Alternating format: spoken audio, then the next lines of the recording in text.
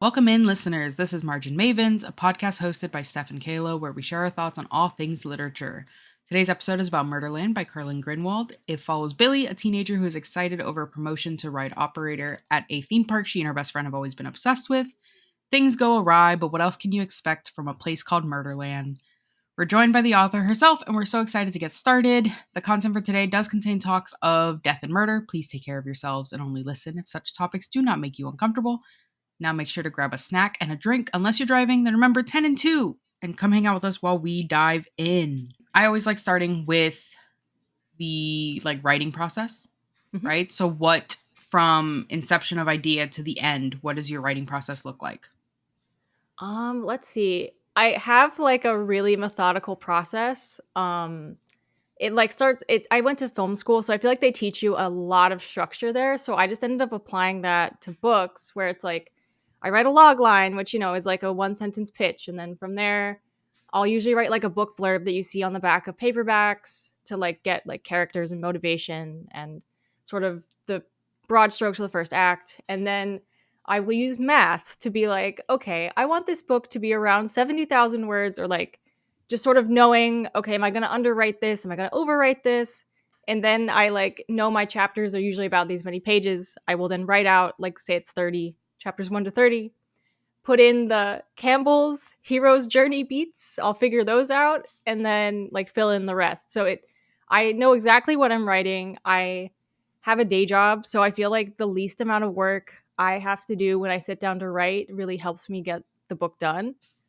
So yeah, I think every single book of mine has gone through that process, and I kind of find the creativity comes in terms of dialogue, or just sort of seeing what the characters do in a scene that I only have one sentence for what it's going to be. And yeah, so What is the rigid. Campbell's beat? Okay, so Campbell's journey is this I guess older screenwriting technique. It's like 9 different story beats that's opening image, inciting incident, act 1 break where they go into their new situation and can't go back, midpoint, like that sort of stuff. And Gotcha. it's like real basic pillars that sort of just get the beginning, middle, and end on the Mhm. page. That's so refreshing because I think you're the first author in a while that takes a very methodical way of Mm-hmm. writing. I think all of the other guests that we've had recently, love them. Shout out to them. Yeah. But they're very chaotic in their writing, so it is nice to see kind of like the other side of it. When it comes to Murderland, right? So when we meet Mm-hmm. Billie, she is getting ready for her first shift as the new ride operator, right? Mm-hmm. What was kind of the inspiration for the story, right? Obviously, we Yeah. talk about like the other California theme park. Um, but what was kind of your inspiration for the story, and how you maybe like what were some difficulties that you had when plotting it out? What were maybe the hardest scenes for you to write, stuff like that? Mm-hmm.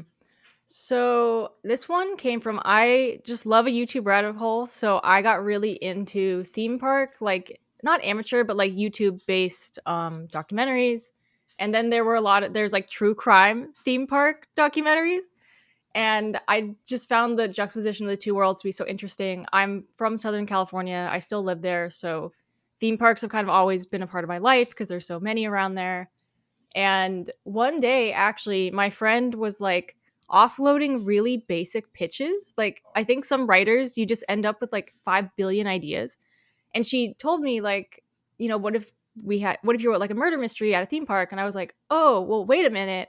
There was this true crime case that I'm really interested in. And I'm like, I see the vision here. Like, is it okay if I take this basic idea and add on like this true Mm-hmm. crime case and sort of make it my own? So, you know, shout out to Kelsey Brodkey. Thank you. I love you. And yeah, so this one was, it just sort of came, a bunch of ideas came together, and that's sort of where the transcript came from. Like, I'd always imagined like Defunct Land kind of style documentary as part of the story. And then the most difficult part, honestly, it's funny because it's actually been so long with this book. I rewrote it like twice, I think, Mm. for various reasons. So I would say, let's see, what was the hardest part? The beginning was pretty hard. I think that's one part that I definitely rewrote like from scratch several times. Like there used to be more cops in the book, and then what ended up happening was it made it so there were like there's probably enough plot holes in a YA books. It's so hard to get Yeah. teens to do thriller things.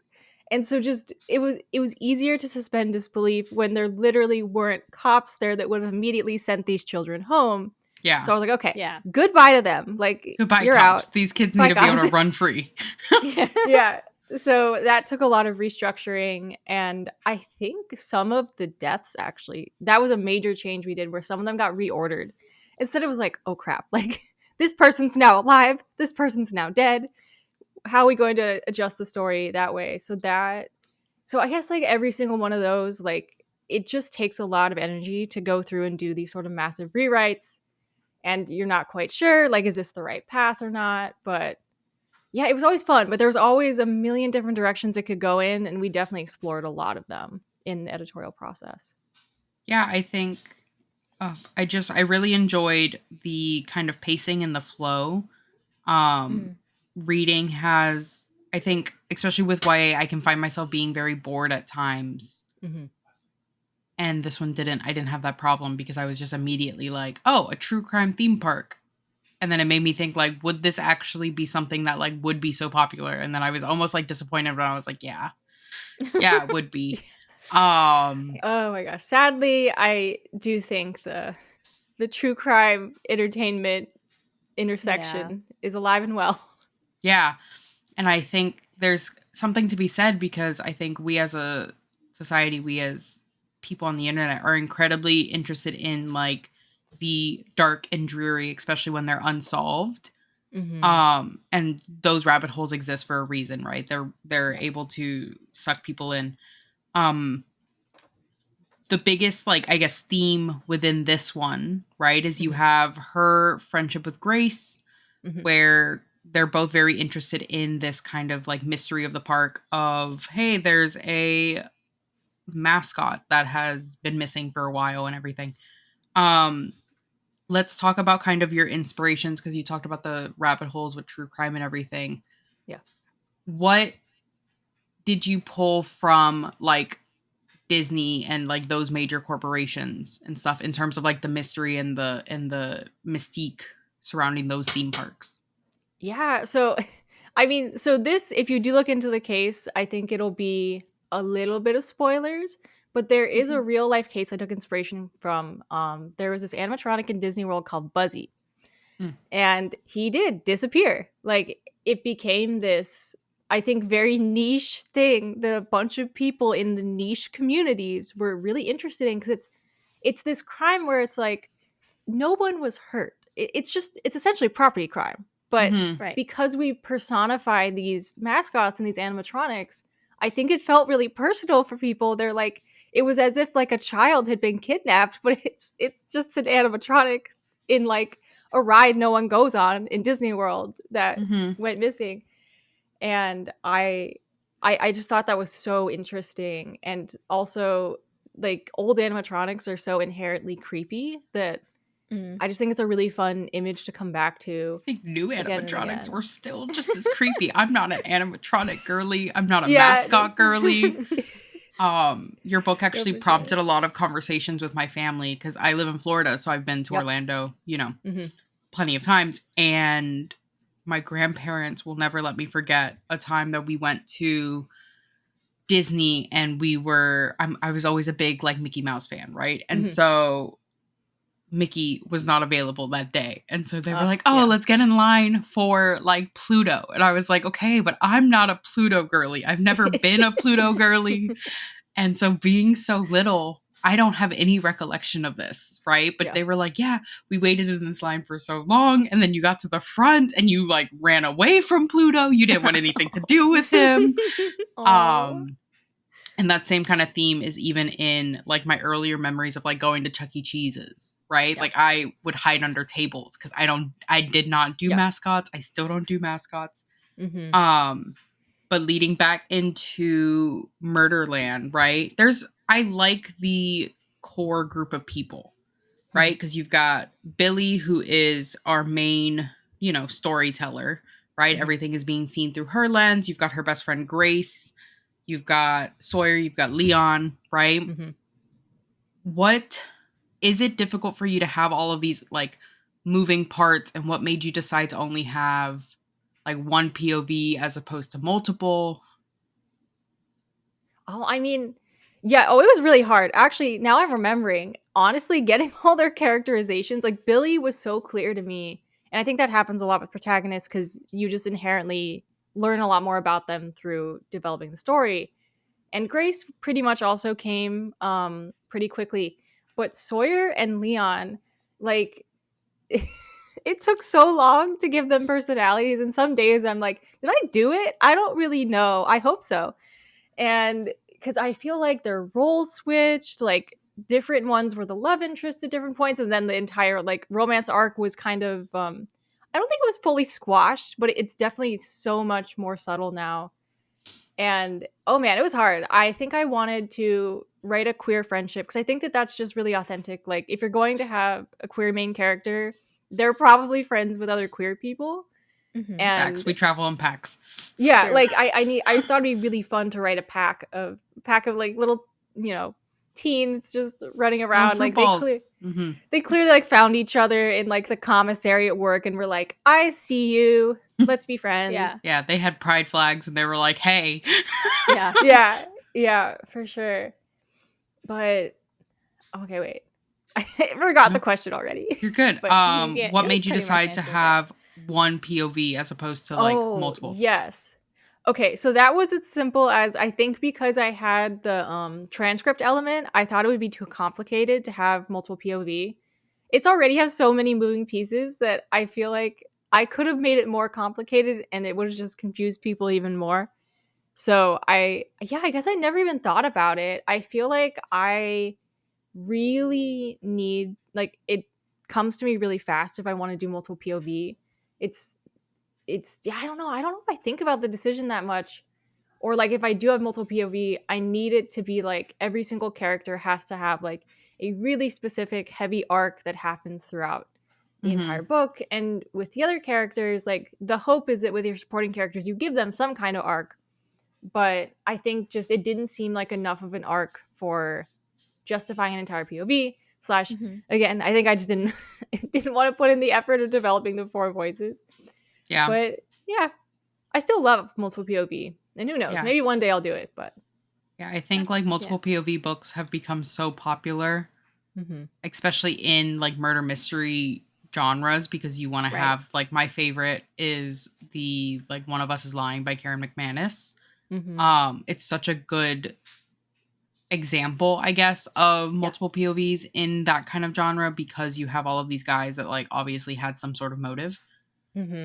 But I did like having the one POV because it almost felt like we were just as like confused as Billie at points. Yeah. Especially, with the whole, which we'll get into when it comes to spoilers and stuff. I have so many more questions, but I'm gonna throw it over to Kayla because I monopolize. A sequel, maybe, possibly.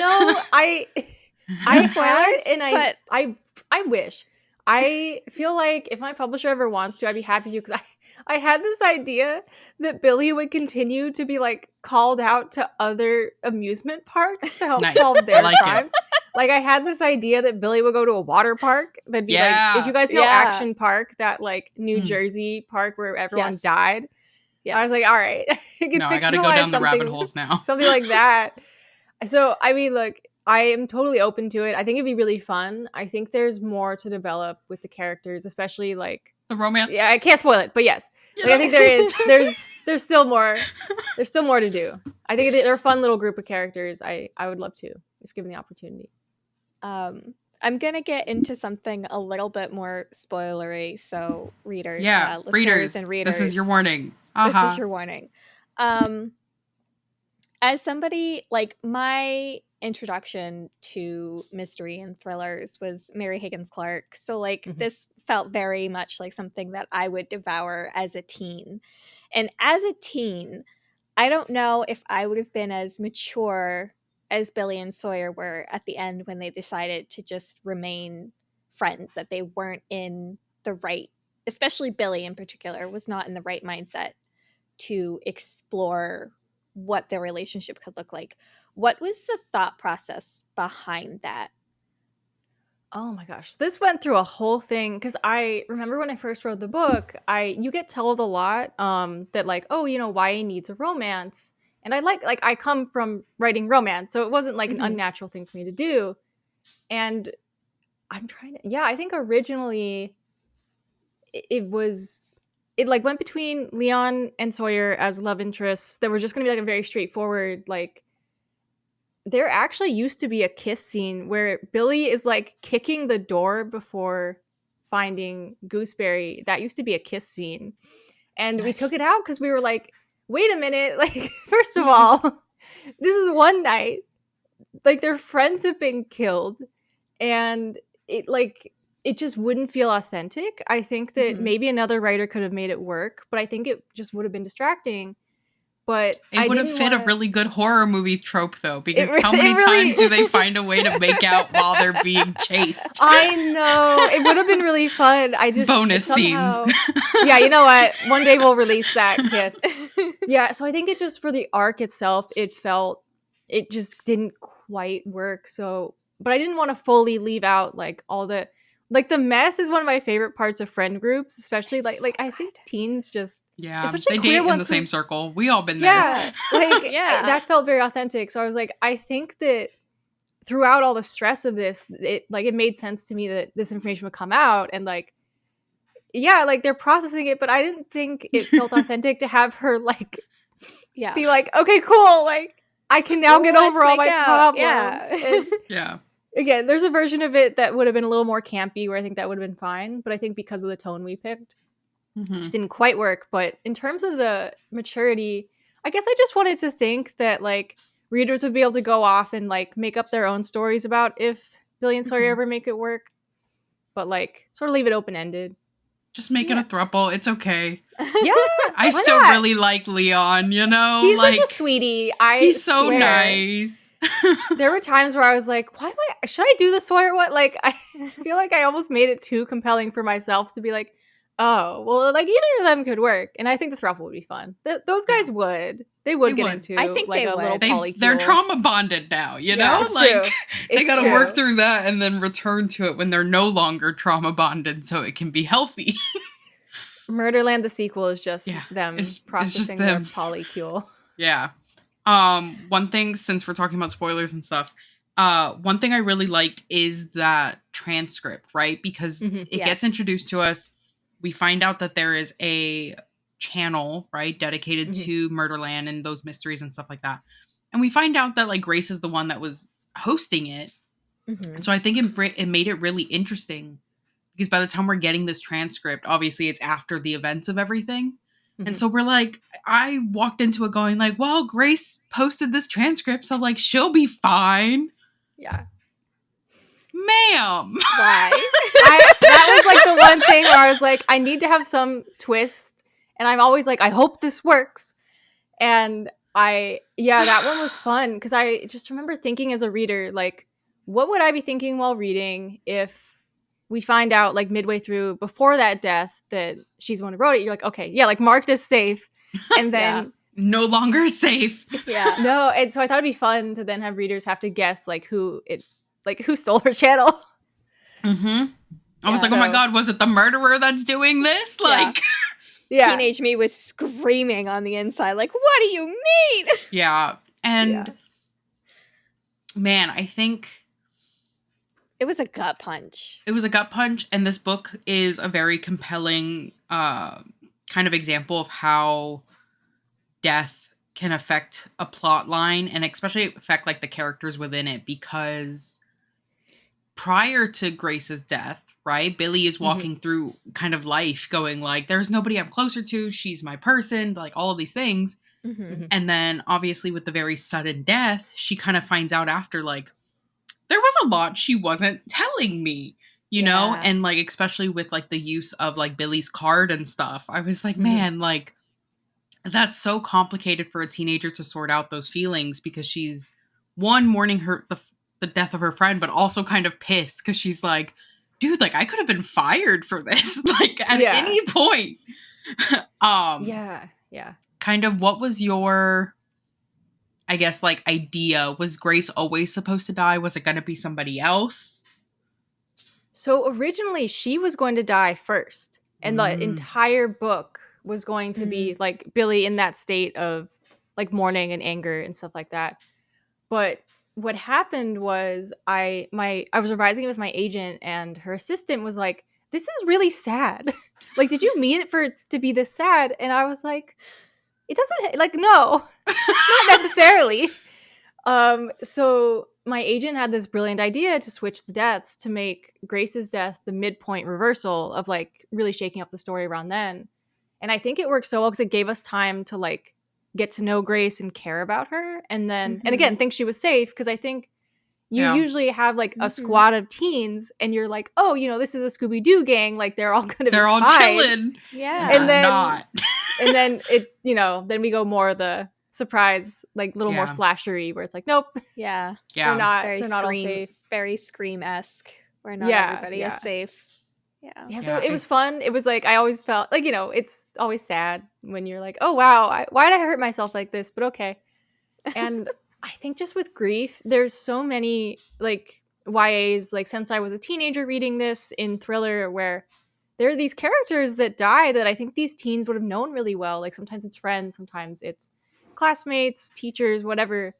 And sometimes I feel like we get so wrapped up in genre conventions and like getting the plot forward that sometimes that element will go on the wayside. And I was like, how much can I keep grief like as a phantom in the second half of this book while still maintaining the tension?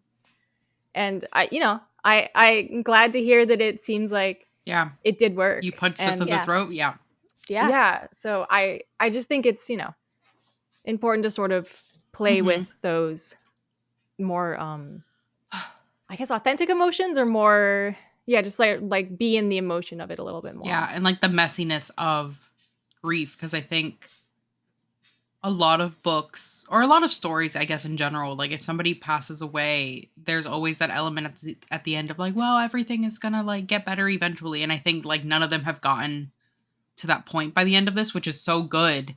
Because they haven't had time to process it, you know, like they've been in this situation for a night and they're like, hey guys, like we're not okay. I'm not gonna immediately start dating my dead best friend's ex-girlfriend, even though I definitely had dibs on her first, you know, like I like the kind of self-awareness that they had there. Did you always know who the bad guy was gonna be? Yes, I mean, because I think what happened was I knew the bad guy was always going to be the company, like ultimately the main bad guy. Capitalism and greed. Yeah. So, and then I think I always knew it was going to be Connor. Again, like there's the funny thing with murder mysteries is like there's a very limited number of people you can ever make the killer in a story if you do set it up in like, I don't remember if this is like Agatha Christie rules. Some really old mystery sort of writing convention is you have to always introduce the killer. Oh God, I want to say on like in the first 10, 30 pages. I'm probably making up. It's supposed to be early on in the book. You should know, like you should have seen this person. So I was like, all right. Not fun if it comes out of left field, you know? Yeah, someone's going to guess it. And I'm like, that's fine. So at that point, I was like, I just wanted to be him to be a compelling enough character to where you're like, oh, that was like, that sucks that it was you. But also you're like, yeah, I kind of get it. Yeah. And I was thinking it was going to be the girl that Billie was working with. That she actually didn't show up, I think, until a couple drafts in. And she's a fun little red herring that showed up. Yeah, I liked her because she like pops in, she's working with this teenager, she's obviously very high at work, and then she disappears, you know? I was like, ma'am, what did you do? But going back to that POV thing, since we're in that spoiler section, I really love the POV from Billie's point of view because, like I said earlier, we were able to be just as confused as she was. So when she sees, forgot this guy's name, the first Connor. victim. No, the first Randy. Victim. Yeah, when she sees him, Randy. and she's like, heart attack? And goes and like whatever, and then she comes back and obviously his neck has been broken. I felt the same, like I was flabbergasted just as much as she was, because I was like, wait, is she an unreliable narrator now, or did something else happen, you know? And I think you did that so well. I'm really in my like thriller and murder mystery era, and I love the brains that these authors have, because you guys are so fun. One of the things we were talking about kind of is like that romance element, right? Steph is a romance girly. I'm a romance girly. She likes a good happily ever after. And no, listen, I was really bummed out that there was no like concrete answers on them, but it's also like I've grown out of my like you need to pick one version. So like at the end I was just like thruple, guys. Yeah. Thruple.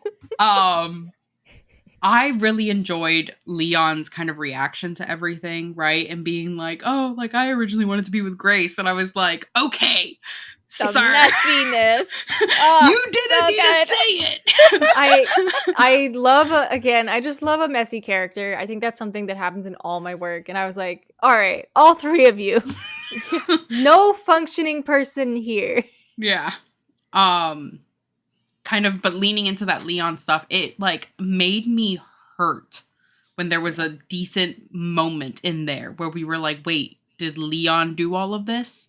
But then I was like, no, there's no way. I was like, no. You know, I was like, I'm gonna be really bummed out if it was Leon, but I don't believe it was. And the only thing that kept me from believing it was Leon was the fact that he like blocked the door that Billie was in when he was getting like told to leave. That was the only point that kept him safe in my conscience. Yeah, for sure. I think it's always really fun to have a red herring be someone that's like really close in the group, because I think that is something that, because again, mysteries have been going on for so long and there's only so many options of killers, that has obviously been done as the killer.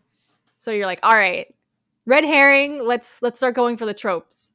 Yeah. So yeah, no, it was fun to have that little moment of just, is it your boy? And no, it's not. I liked that he didn't get upset at her either. He was like, you know what? He was wearing my body spray.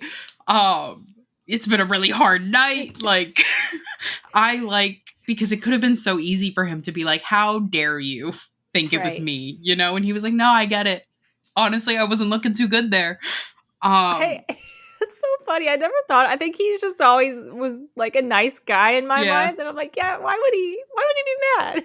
No, I 100%. Yeah, I 100% think like, especially if it was somebody that I was like romantically involved with at some point or the other, especially at that point, none of them knew whether it was going to be Leon or Sawyer. Everything was still complicated. The fact that he was just very much like, honestly, I probably would have thought it was me too. I would have understood. Man, but like Billie's parents suck. Yeah. That was like my first remark. I was like, wow, her mom is terrible. Yeah, I was like, no wonder these kids are thinking that they have to solve this murder by the end of this night, because they know that if they leave, they're not coming back. By adults throughout their lives. Man. So kind of going into the even funner points of this conversation.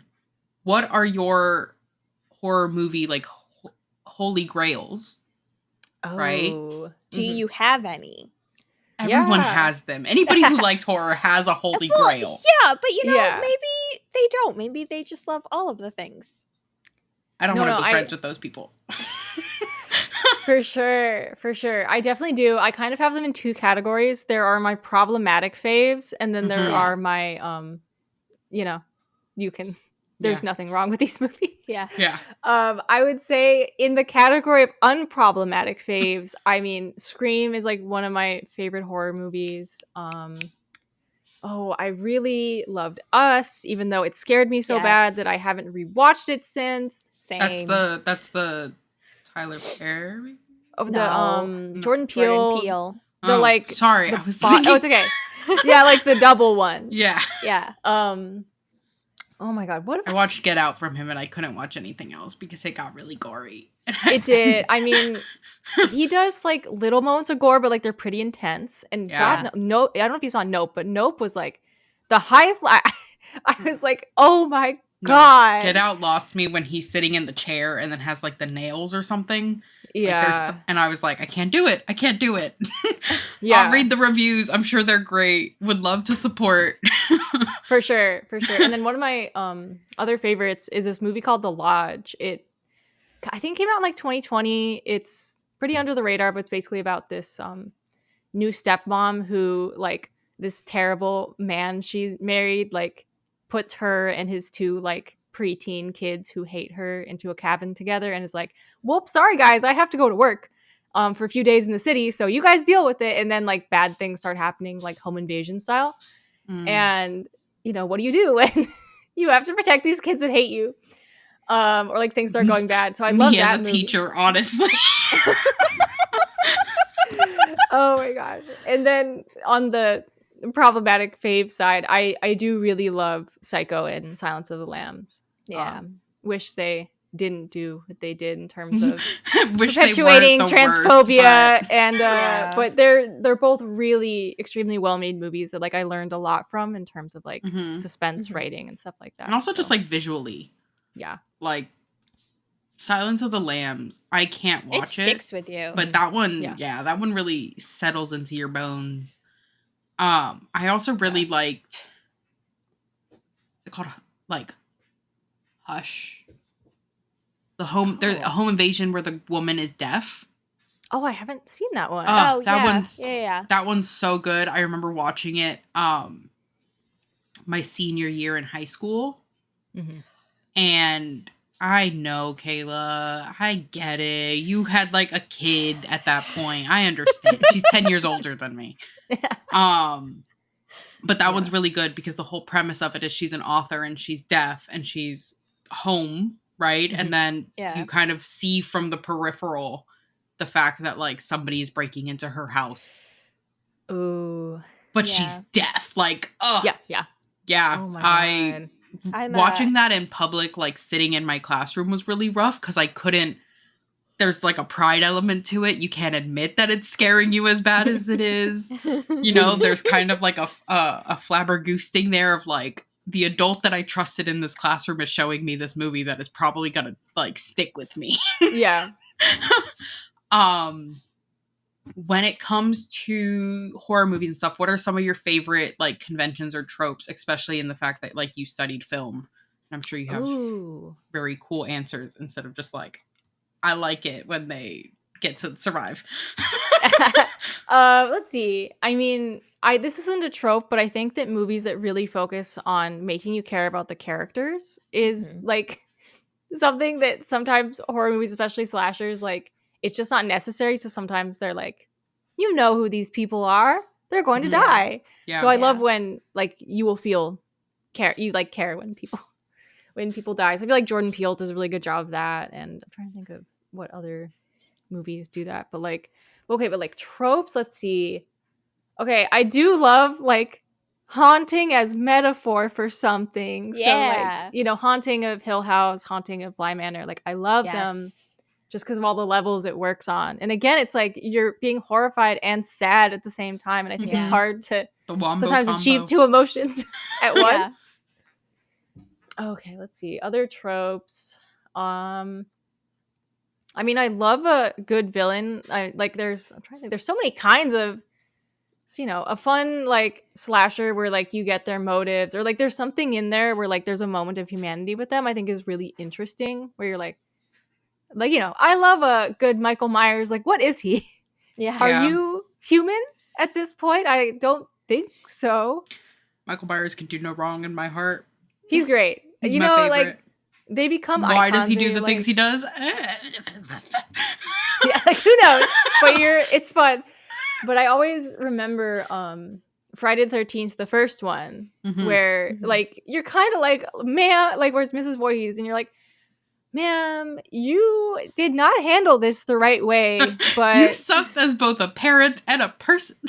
But like it was interesting that she had like backstory. Yeah. Like, then Candyman is also a really fun one. Like, I think they did such a good job developing Candyman, even though that movie horrifies me on like so many. Like, it genuinely, like, I just feel Yeah. unsettled watching Candyman.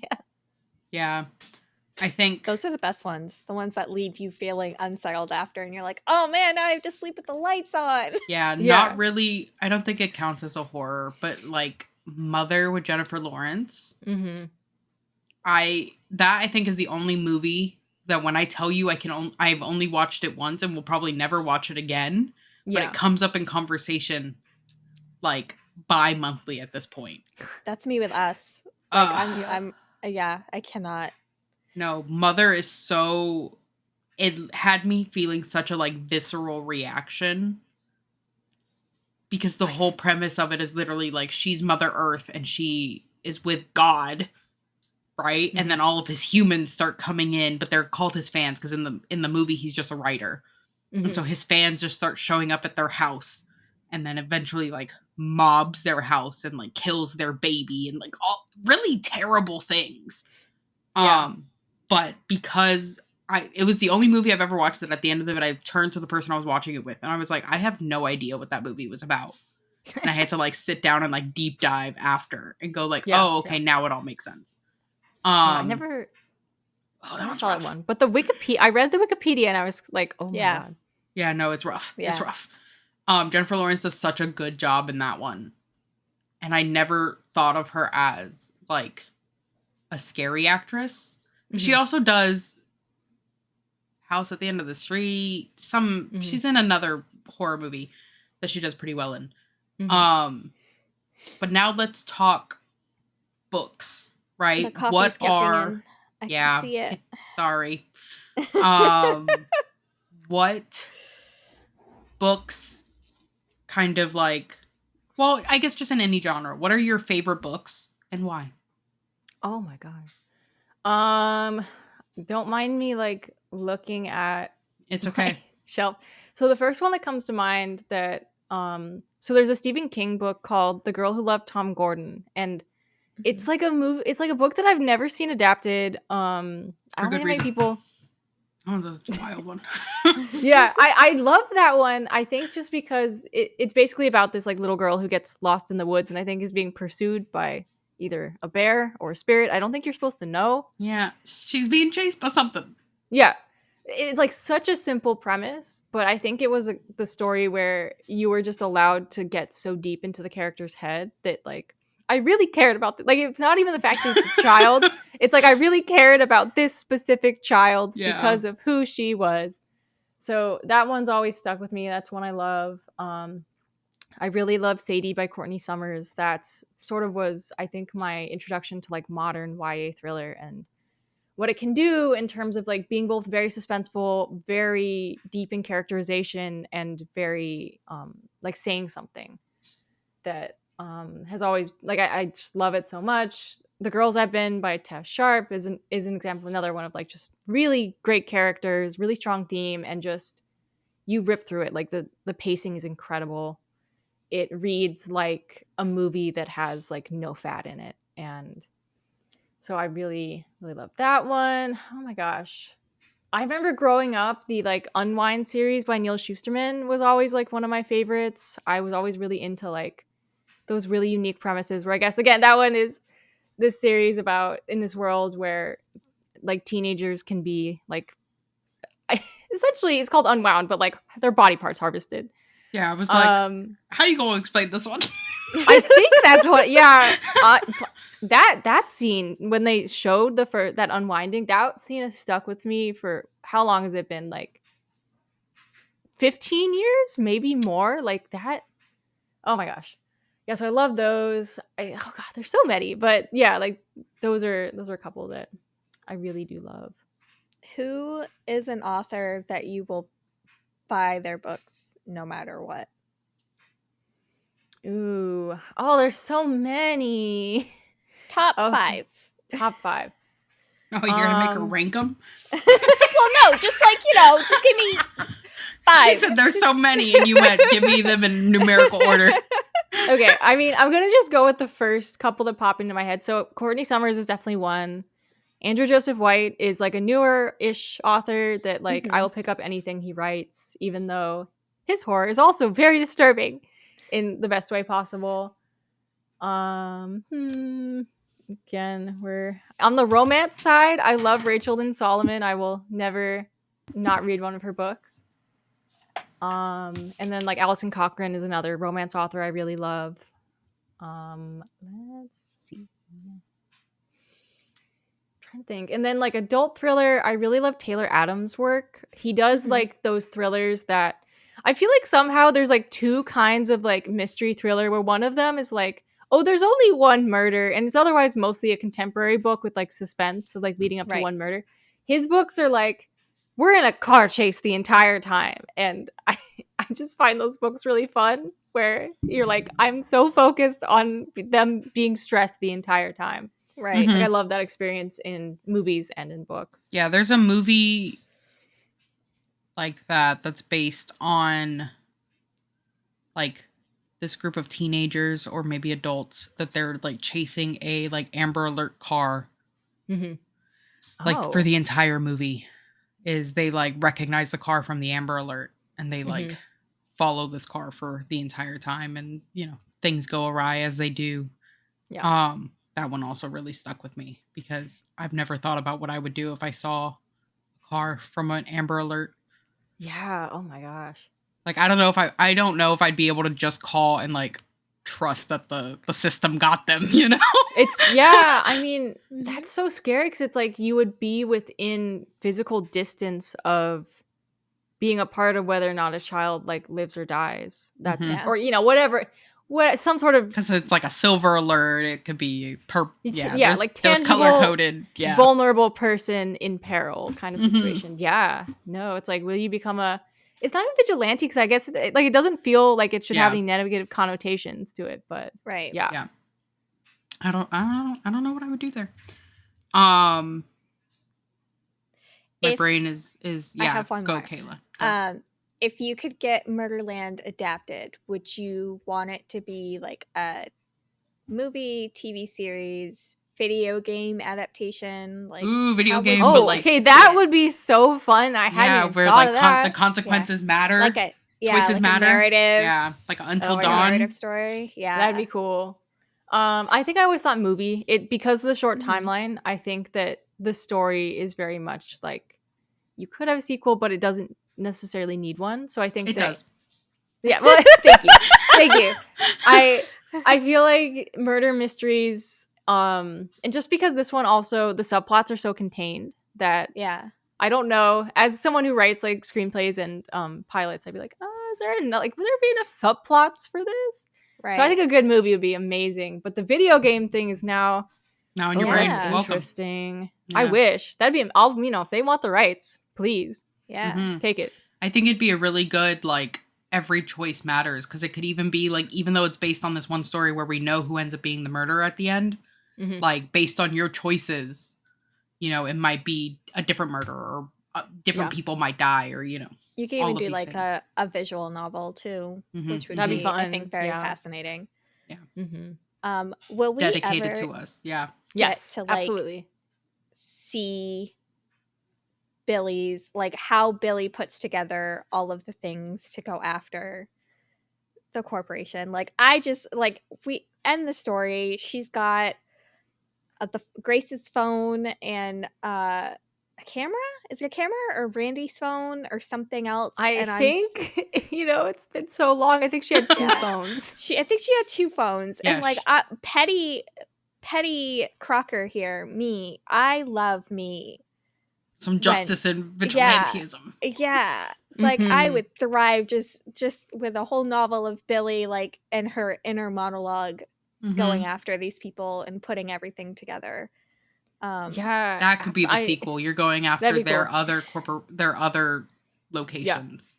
Yeah. Oh my gosh, that'd be fun. Working with the person that she spoke to at the end. Yeah. Where she was like, "Do you believe it was all a coincidence?" And he's like, "Absolutely not." Talk to that guy.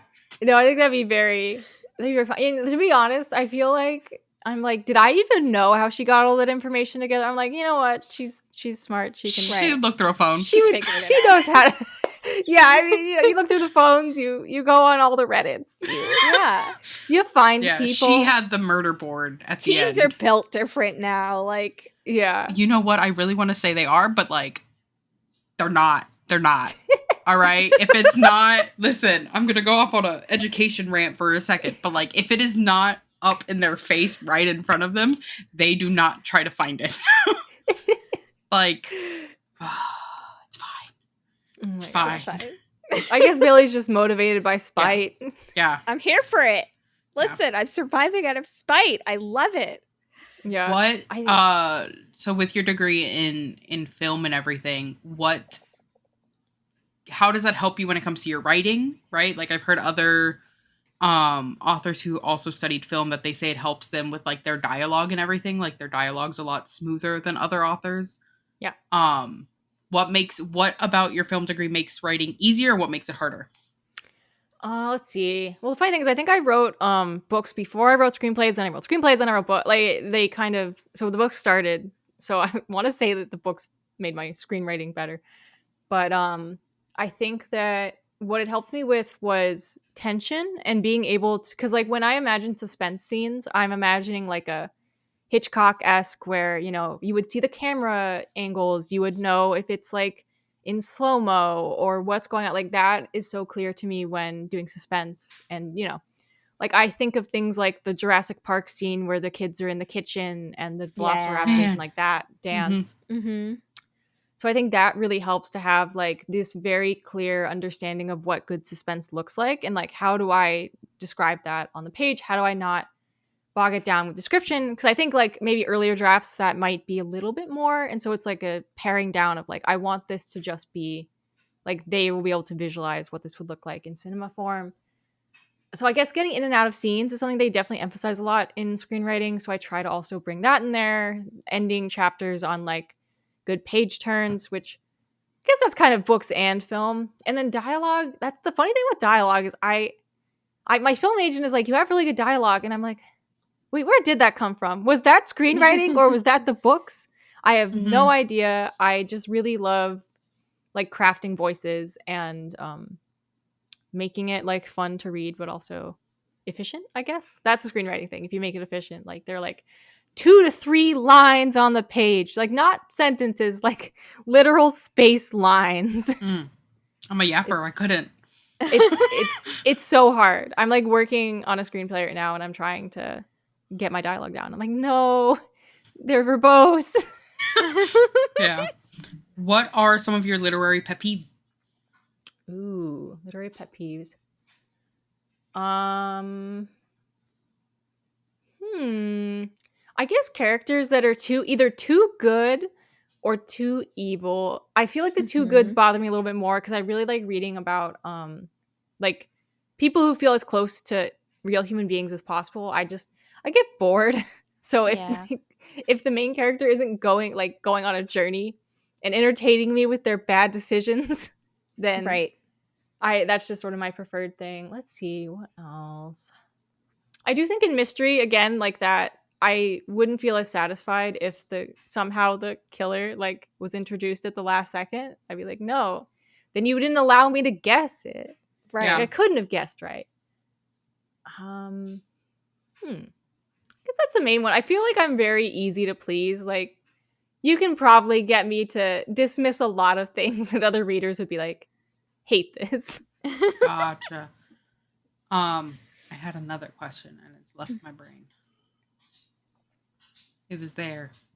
Get it back right now. I'm trying. It's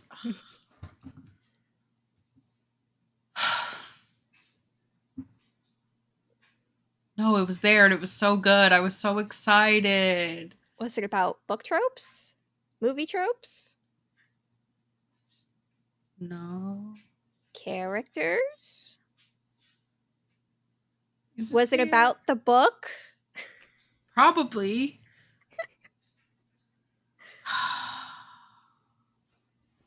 No, it's gone. The train left the station. I didn't even have a ticket. No, that's gonna bug the crap out of me. It's gonna come to me while Kayla's talking. I'm gonna Yeah. I'm gonna lose my mind. Kayla, Okay. do something. Let me think. No, I didn't really have much else. Is the problem? I asked all my questions. Do you have anything else? I know this was your debut YA thriller. Yeah, I got it. Hold. All right. Yeah, knew it. Go before you forget it again. What is a genre you haven't tried yet that That's you would what I want was to? gonna ask. Oh my gosh. So here's the funny thing. When I was a Mhm. teenager writing, I feel like I tried almost every genre.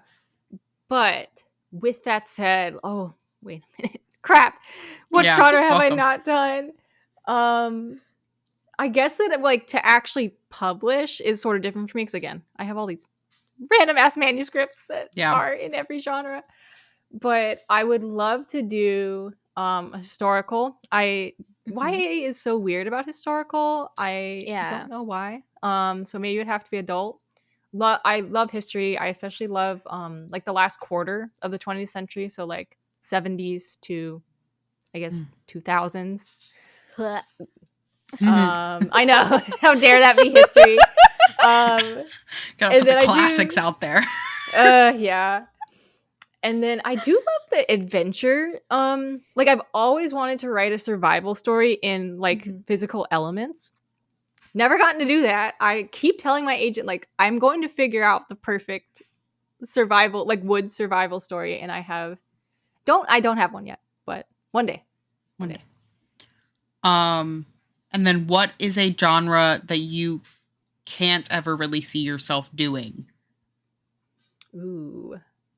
I think I probably couldn't ever do any like epic fantasy or like really deep like space opera sci-fi where you would have to develop like a whole world and have like big With plot laws and lines and yeah. like I like small. I do like small. So even in like the only way I could ever imagine doing fantasy or sci-fi is like if there's like murder and like it's a murder mystery with like, you know, a sci-fi code Sci-fi on elements. Mm-hmm. Yeah. I think, and it's so funny that you say that because I think like I'm the opposite, and Kayla kind of knows this because this is what I've been struggling with for the past few months. Is every time I think of like a plot line or a book that I would want to write, I'm like, okay, it's gonna be this cute little short novel thing, and then when I actually start plotting it, I'm like, actually now it's a trilogy. Nice. And I have to come up with a magic system now. And that's kind of what I'm struggling with. Yeah. Maybe my last question. Who knows? The brain is Caffeine braining. be hitting. Okay, I actually blamed it on my brain and not caffeine. But as a film student, right? Obviously you learn about plot, structure, stuff like that. We kind of already talked about literary pet peeves, right? How important is plot structure to you in a book? Ooh, okay. I hate to say this because I feel like it makes it seem like I can't think, which is kind of true. But I need it. I really need plot, otherwise I will get bored. Like I read all the classics we got assigned in school and like but the ones that entertained me the most were the ones that had a plot. Like I think I just really love when things happen, and I totally understand the value of like more character driven stuff, and in the right mood I think I can do it. And the funny thing is I like go back and forth between romance and thriller when I'm reading, and it'll really be like, okay, my brain needs plot, it needs to like think less, because I think that thrillers and horror, they tend to kind of like pull you along. Yeah. Whereas with like romance or general fiction or more character driven stuff, you kind of have to really sit with it and process sort of the emotions that are being explored or stuff like that. Yeah, I have a really hard time with books that are very like philosophy and like inner monologue kind of thing, where like there is a plot going on, but really the entire time it's just the character going through some sort of like philosophical dilemma that they're solving through this plot. I have a really hard time with that because I end up it's too introspective for me. Oh, for sure. I mean, the problem is I have done so many jobs reading scripts and reading books for coverage, which like you get into that mindset where you're like, oh, I need to finish this book in like 2 days. So I got so used to like figuring out how to skim the way academics skim. Yeah. And then I became that person that I now have to stop myself from skimming paragraphs and just reading dialogue. It's not that I don't like the paragraphs. It's just that my brain is like, oh, you can get the information you need by, Yeah. Yes. reading the Skipping first, ahead. middle, and Yeah. Yeah, reading the whatever abstract sentence. and then moving on, like Yeah, like work really did something to me, and I like to this day need to unwind it while reading books for I fun. can't hear unwind without. I know. Oh yeah. We like our body parts attached to us, please and thank you. Yes. Yes. Kayla, did you have anything else to No, you add? stole my question. I You're didn't. welcome. I grabbed it back. The train left my station, went to yours, and I went, actually. Yeah. Okay, so this would be, like I said earlier, this would be the part of the episode that you can talk about anything you've got going on, anything, if there's anything after Murderland that you have going on. Yeah. Talk your talk. Okay. I mean, the funny thing is, so many things are unannounced, so I'm gonna try to be like respectfully vague. But I have another contracted book with Sourcebook, so another YA. Like I guess they're still mystery. I call them like mystery thriller with like horror elements. This next one is greatly inspired by Blair Witch. Love Blair Witch. So that'll be the next one out in 2026. And there may or may not be completely unannounced things in adult arena that have to do with murder on the horizon. So Nice.